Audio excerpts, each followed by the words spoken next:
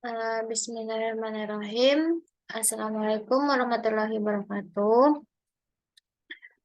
Sebelumnya perkenalkan nama saya Sanabila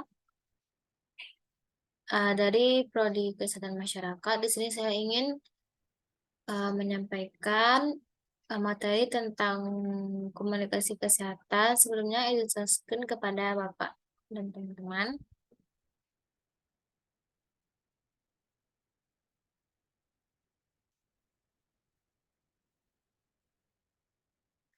Semoga screen saya dapat terlihat dengan jelas.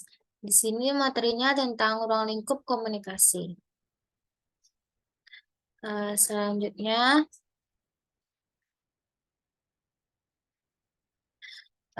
yaitu dengan saya sendiri, Teta Sanabila, dengan MPM 023, dan terhormat dosen pengampu, yaitu Bapak Nova Arikman, DRSKM MKes. Langsung saja pembahasan pertama itu tentang unsur-unsur komunikasi. Di sini unsur komunikasi yang pertama yaitu sumber. Sumber itu merupakan salah satu unsur dalam komunikasi yang digunakan dalam penyampaian pesan. Yang kedua, komunikator. Dalam komunikasi, komunikator memiliki peran yang sangat penting untuk menentukan keberhasilan dalam mempengaruhi komunikan. Komunikan itu orang yang menerima pesan. Yang ketiga, pesan yaitu sebagai salah satu unsur dalam unsur komunikasi dapat dipahami sebagai materi yang diberikan oleh komunikator kepada komunikan. Channel yaitu merupakan saluran penyampaian pesan atau sering juga disebut dengan media komunikasi atau perantaranya antara komunikator dengan komunikan. Selanjutnya, yang terakhir yaitu komunikasi. Sebagai salah satu unsur komunikasi itu dapat dibedakan dalam berbagai macam kategori, mulai dari segi sifatnya dan arahnya. Terus unsur komunikasi yang lebih luas. Unsur komunikasi yang lebih luas, menurut William J. Seller, membagi unsur-unsur komunikasi itu beberapa bagian.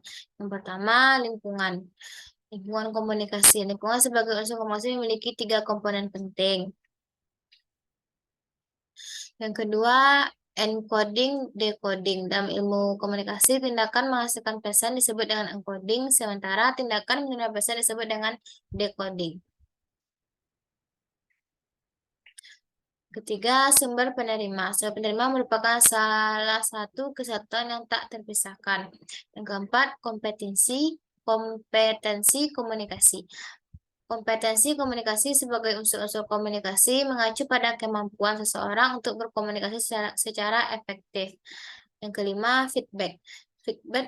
Feedback atau umpan balik dalam unsur komunikasi adalah informasi yang dikirimkan balik ke sumbernya. Yang keenam, gangguan. Gangguan dalam unsur-unsur komunikasi adalah gangguan yang mendistorsi pesan. Gangguan menghalangi penerima dalam menerima pesan dan sumber dalam mengirimkan pesan. Yang pembahasan yang kedua yaitu prinsip-prinsip komunikasi. Yang pertama, komunikasi adalah sebuah proses simbolik. Proses simbolik yang dimaksud ialah ketika seorang komunikator berniat menyampaikan suatu pesan kepada komunikan di mana menggunakan 2 aspek, yaitu pesan dan lambang. Yang kedua, setiap perilaku mempunyai potensi komunikasi. Seluruh makhluk hidup berpotensi untuk melakukan komunikasi. C. Komunikasi mempunyai dimensi isi dan dimensi hubungan. Dimensi isi disandi secara verbal, sementara dimensi hubungan disandi secara non-verbal. Dimensi isi menunjukkan muatan atau isi komunikasi, yaitu apa yang dikatakan. Yang D. Komunikasi berlangsung dalam berbagai tingkat kesenjangan. Komunikasi yang dilakukan dalam berbagai tingkat kesenjangan dari yang tidak sengaja. Yang E, komunikasi terjadi dalam konteks ruang dan waktu. Makna pesan juga bergantung pada konteks fisik atau ruang waktu sosial dan psikologis. Yang F, komunikasi melibatkan prediksi peserta komunikasi. Ketika orang-orang berkomunikasi, mereka meramalkan efek perilaku komunikasi mereka. Dengan kata lain, komunikasi juga terikat oleh aturan atau tata krama. G. Semakin mirip latar belakang sosial budaya, semakin efektiflah komunikasi. Makna suatu pesan, baik verbal maupun nonverbal pada dasarnya terikat kepada budaya. Pembahasan yang ketiga yaitu gangguan-gangguan komunikasi. Di sini terdapat beberapa gangguan komunikasi. Yang pertama, gangguan teknis. Terjadi jika salah satu alat yang digunakan dalam berkomunikasi mengalami gangguan sehingga informasi yang ditransmisi melalui saluran mengalami kerusakan, misalnya channel, misalnya gangguan pada stasiun radio atau TV, jaringan atau telepon dan sebagainya. Yang kedua, gangguan semantik ialah gangguan komunikasi yang disebabkan karena kesalahan pada bahasa yang digunakan. Gangguan semantik sering terjadi karena kata-kata yang digunakan terlalu banyak memakai jargon bahasa asing sehingga sulit dimengerti oleh masyarakat banyak. Gangguan psikologis terjadi karena adanya gangguan yang disebabkan oleh persoalan-persoalan dalam diri individu, misalnya rasa curiga, penerimaan kepada sumber. Yang terakhir, yang keempat, yaitu hambatan-hambatan komunikasi. Di sini ada beberapa hambatan. Yang pertama, saya akan menjelaskan tentang rintangan fisik. Rintangan fisik ini merupakan suatu kondisi geografis, misalnya jarak yang jauh sehingga sulit dicapai.